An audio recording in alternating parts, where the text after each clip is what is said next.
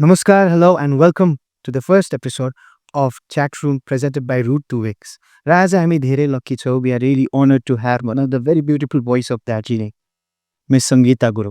She has been associated with music for around 2 decades. र 2021 देखि उहाँले रुट टु विङ्स म्युजिक स्कुलमा Indian classical भोकलमा पनि प्रशिक्षण दिइरहनु भएको छ. Thank you so much ma'am for being here. Thank you so much. Thank you so much. And I'm very grateful and I'm very much thankful to Root to Wings for being me here. Especially viewers आजको chat रुममा what we are going to discuss is since हाम्रो माझमा सङ्गीता गुरु हुनुहुन्छ है एकदमै रेनाङ भोइसको आज उहाँकै तपाईँले देखिरहनु भएको छ परिवर्तन musical journey of miss Sangeeta Gurung भनेर हामीले टाइटल दिएको छौँ. सो वेन डिस्कस उहाँको म्युजिक जर्नी उहाँले कसरी सिक्नुभयो र अस्पाइरिङ म्युजिसियन्स अस्पाइरिङ भोकलिस्टहरूलाई कसरी सिक्नुपर्ने भोकलमा.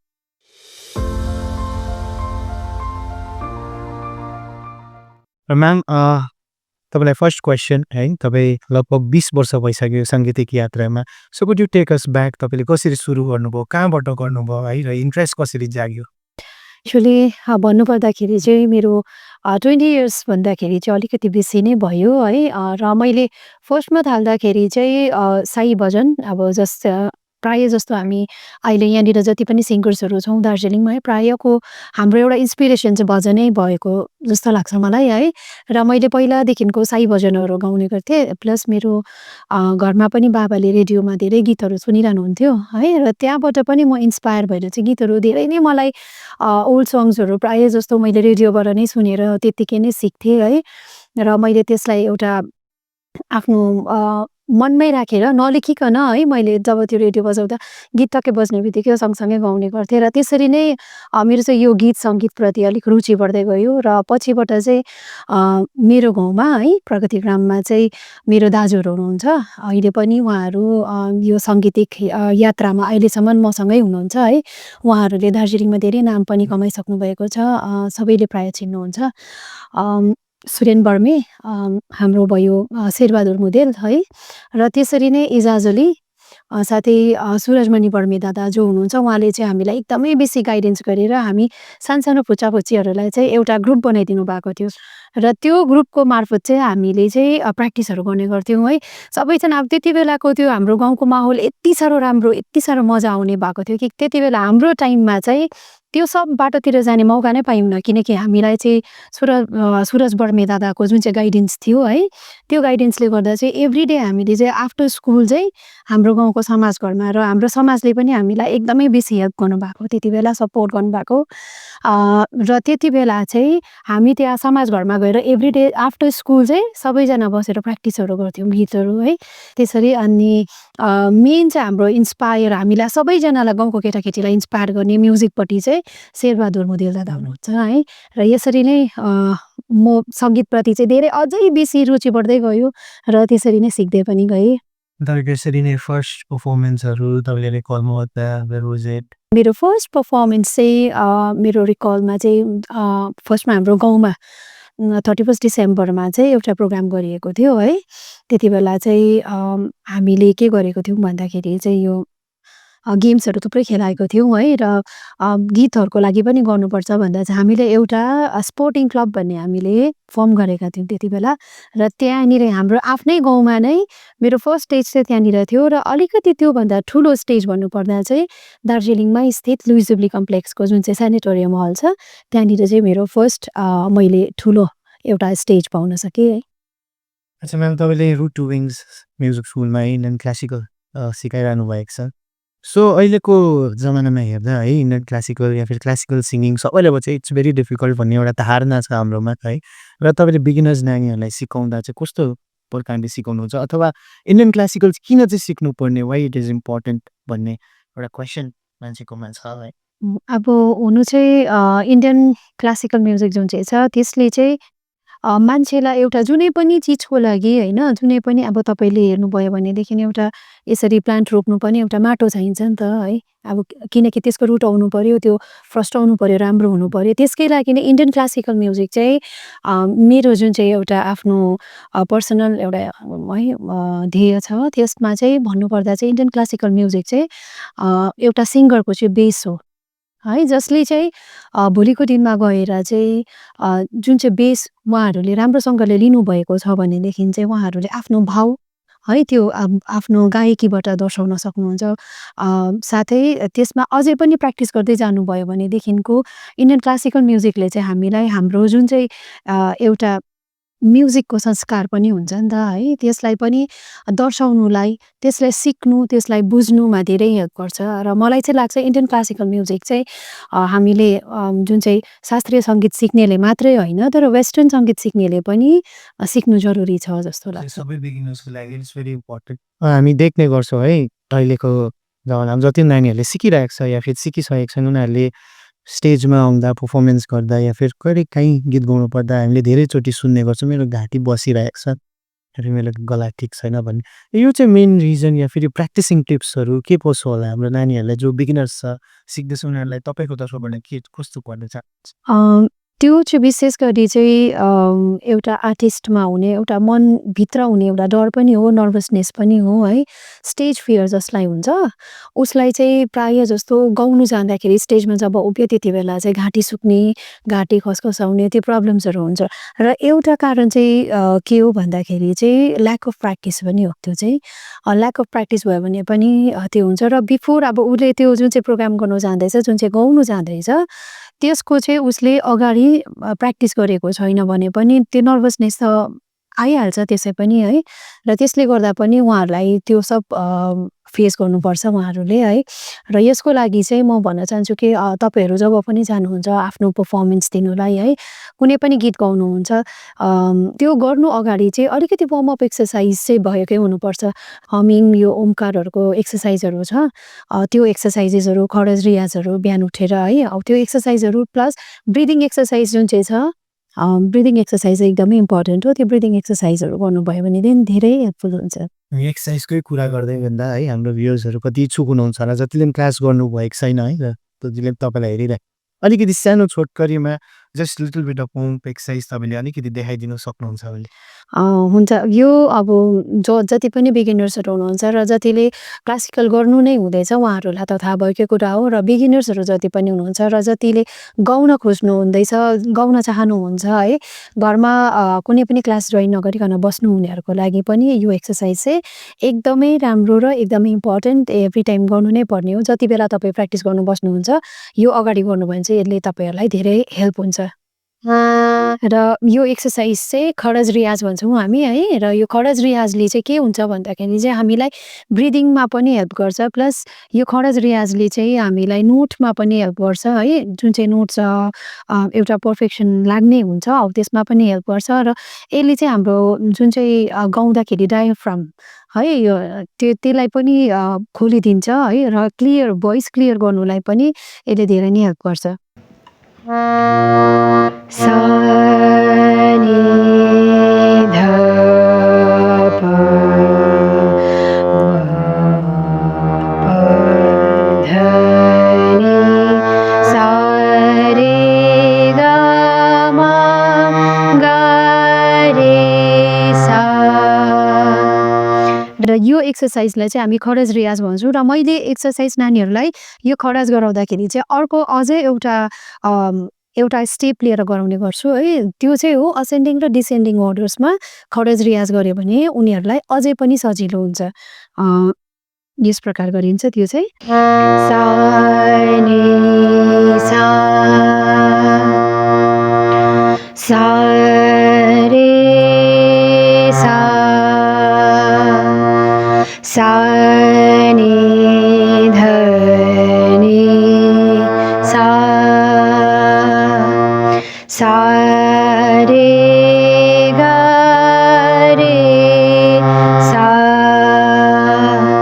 सा नि ध प ध नि सा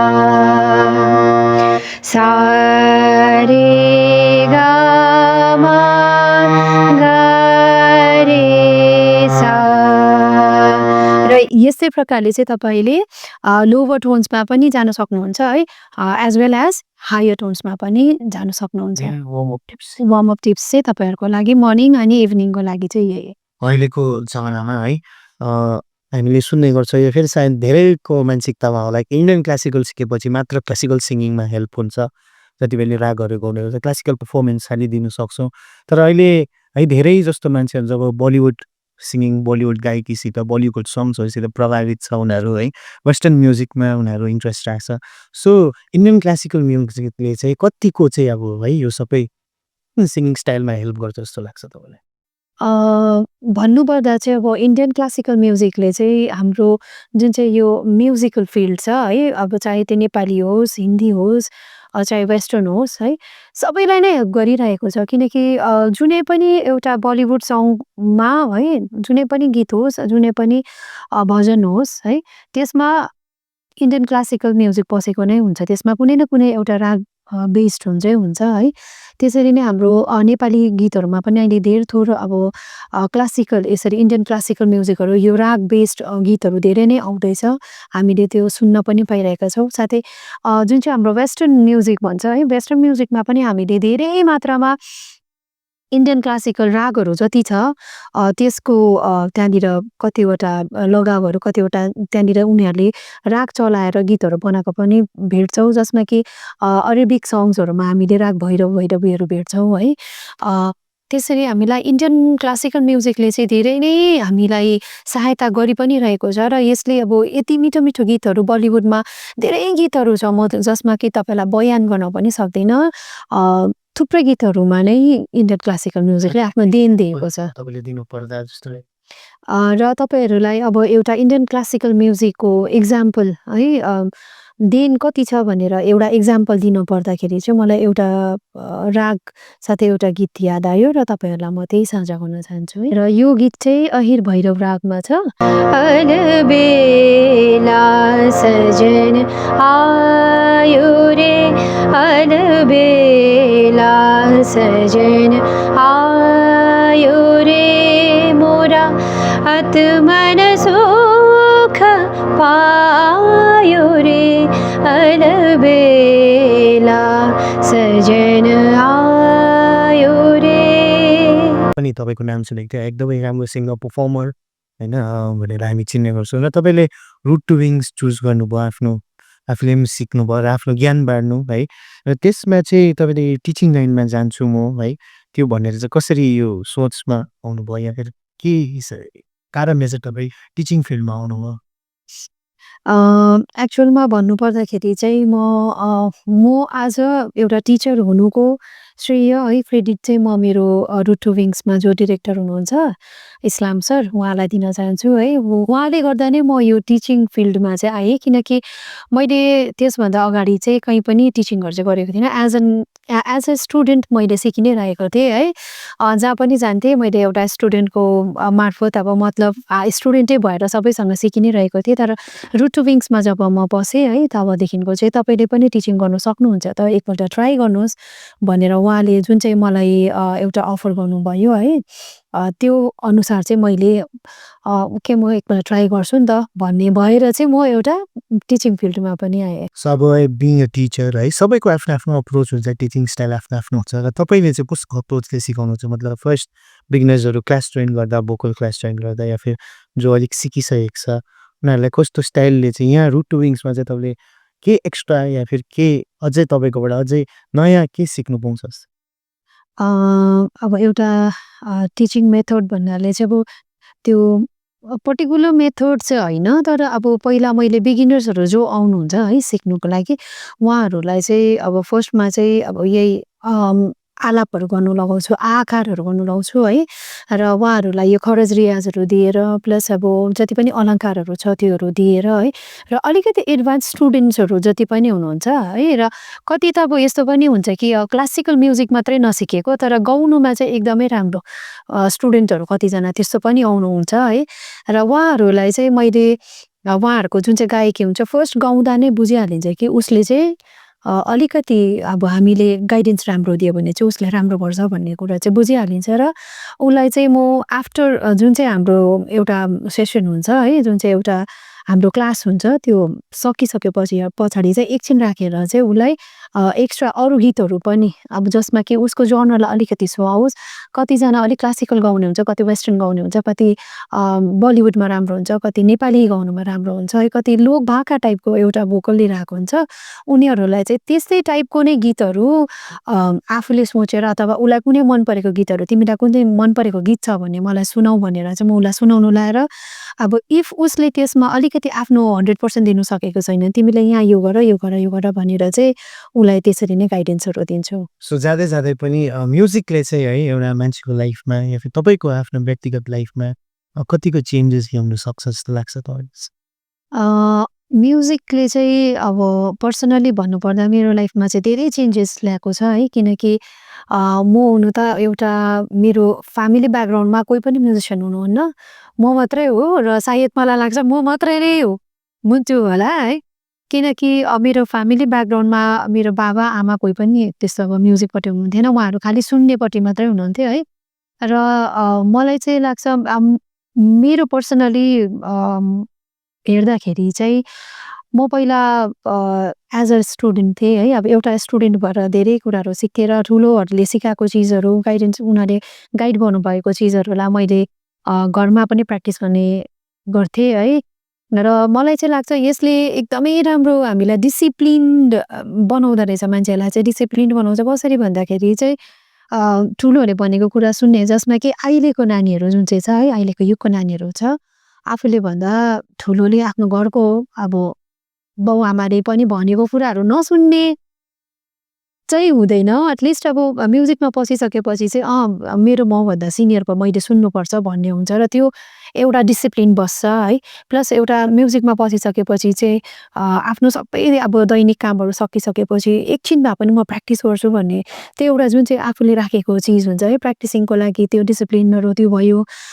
प्लस अब कुनै पनि क्षेत्रमा जाँदाखेरि चाहिँ आफूलाई अलिकति भए पनि हायर क्या उनीहरू भन्दाखेरि चाहिँ अब एउटा नर्मल मान्छेहरू भन्दाखेरि चाहिँ अलिकति माथि हो म चाहिँ। अब मैले यसरी सिकेको छु, मैले यो जानेको छु, म चाहिँ यिनीहरूसँग यसरी अब छताछुल्ला भएर त्यस्तो बिहेभ गर्नु हुँदैन, अलिकति स्ट्यान्डर्ड मेन्टेन गर्नुपर्छ भन्ने जुन चाहिँ एउटा डिसिप्लिन मनमा हुन्छ त्यो चाहिँ धेरै सिकाउँदो रहेछ। र अब एउटा साधारणदेखिको है, एउटा साधारण मान्छेदेखिको अब एउटा स्तरीय है लेभलसम्म चाहिँ म्युजिकले पुर्याउन सक्छ। र अन्तिम क्वेसन भनौँ है, तपाईँलाई यति राम्रो तपाईँले एन्सर दिनुभयो, सबैले नानीहरूले सायद सुनौँ भन्नुभयो जति पनि बिग्रेछ। र विशेष गरी जाँदै तपाईँको तर्फबाट है टिप्स नानीहरूलाई भनौँ या फिर रुट टु विङ्समा आएपछि उहाँहरूले अझै के सिक्नु पाउँछ तपाईँको तर्फबाट। साथसाथै हामीले देख्ने गर्छौँ है कति नानी चाहिँ सिक्दै बिचमा छोड्ने गर्छ, र यो सबै तिनवटा क्वेसनलाई मिलाएर र तपाईँको तर्फबाट अझै यहाँ स्कुलमा आएपछि अझै धेर उहाँहरूले के पाउनु सक्नुहुन्छ एउटा हाम्रो अडियन्सलाई भने? फर्स्ट अफ अल त अब एउटा कुनै पनि स्कुलमा कुनै पनि एकाडेमीमा गएपछि है टिचर्सहरूको अन्डरमा बसेर स्टुडेन्टहरूले हरेक कुरा सिक्नुपर्ने हुन्छ। तर हाम्रो रुट टु विङ्समा चाहिँ मलाई लागेको, मैले फिल गरेको यत्रो वर्षको एक्सपिरियन्समा चाहिँ मैले के पाएँ अथवा मैले स्टुडेन्टहरूसँग के साझा गरेँ भन्दाखेरि चाहिँ फ्रेन्डसिप हाम्रो चाहिँ रुट टु विङ्समा चाहिँ मोस्ट टिचर्सहरूले आफ्नो टिचिङ त छँदैछ है, तर त्योभन्दा पनि अझै माथिको चाहिँ फ्रेन्डसिपलाई लिएर चाहिँ स्टुडेन्टहरूसँग एज अ फ्रेन्ड हुन्छ कि एज अ है अब दाजुभाइ दिदीबहिनी कसरी भएर हुन्छ उहाँहरूलाई गाइडेन्स गर्नुहुन्छ। र मलाई लाग्छ अहिलेको युगको नानीहरूलाई चाहिँ एज अ टिचर मात्रै नभएर चाहिँ फ्रेन्ड हुनु एकदमै जरुरी छ। र हामीले रुट टु विङ्समा चाहिँ नानीहरूलाई धेरै त्यसरी नै पनि सिकाएको छौँ, त्यसरी पनि राख्छौँ। र जति पनि आउँदो नानीहरू हुनुहुन्छ है, जति पनि हाम्रो रुट टु विङ्समा आएर कुनै पनि फिल्डमा होस्, चाहे त्यो भोकल्समा होस् चाहे इन्स्ट्रुमेन्ट्समा होस् है, उहाँहरूले चाहिँ एकदमै कन्सटेन्ट प्र्याक्टिस है उहाँहरूको पनि तर्फबाट कन्सटेन्ट प्र्याक्टिस गरिदिनु भयो। अब हामीले जुन जुन होमवर्क्सहरू दिएको छौँ है त्यसलाई प्र्याक्टिस गरेर घरमा पनि आफूले कोसिस गरेर यहाँ आएर मैले यति गरेको थिएँ यो जानिनँ भनेर सोद्धाखेरि प्लस अब उनीहरूले जानेको चिज अब त्यसमा अझै उनीहरूले कतिजना स्टुडेन्टहरू यस्तो पनि हुन्छ कि हामीले सिकाएको मात्रै नभएर उनीहरूले अझै बढी गरेर पनि आउनेहरू हुन्छ र मैले यसलाई यो एड गरेको छु, मैले यो सुनिदिनुहोस् न कस्तो भएछ भनेर भन्ने नानीहरू पनि हुन्छ है। र त्यस्तो चिजहरू पनि अब हामी एज अ टिचर भएर पनि उहाँहरूकोबाट पनि हामीले धेरै कुराहरू सिकिरहेका छौँ है। नानीहरूलाई चाहिँ म विशेष के भन्न चाहन्छु भने जहिले पनि तपाईँहरूले आफ्नो प्र्याक्टिसलाई चाहिँ एकदमै निरन्तरता दिनुहोस् है। साथै जुन चाहिँ यो प्यासन छ, जुन चाहिँ तपाईँहरूको एउटा सिन्सियरिटी भनौँ न म्युजिकप्रति है, त्यो छ, त्यो चाहिँ तपाईँहरूले 100% आफूले पनि दिनुहोस्, घरमा पनि दिनुहोस्, क्लासमा त हामी छँदैछौँ है। So audience, here was Miss Sangeeta Gurung, एकदमै दार्जिलिङको one of the renowned singer, जसले धेरै गीतहरू तपाईँहरूको माझमा राखिसक्नुभएछ र one of the teacher of root to wings music school in क्लासिकलमा। र तपाईँहरू पनि अझै उहाँबाट सिक्न चाहनुहुन्छ भने सोझै रुट टु विङ्समा आउनु सक्नुहुन्छ। र this was the first episode of chat room presented by root to wings. र हामी फेरि पनि आउनेछौँ with the second episode of chat room by root to wings. So catch you Son.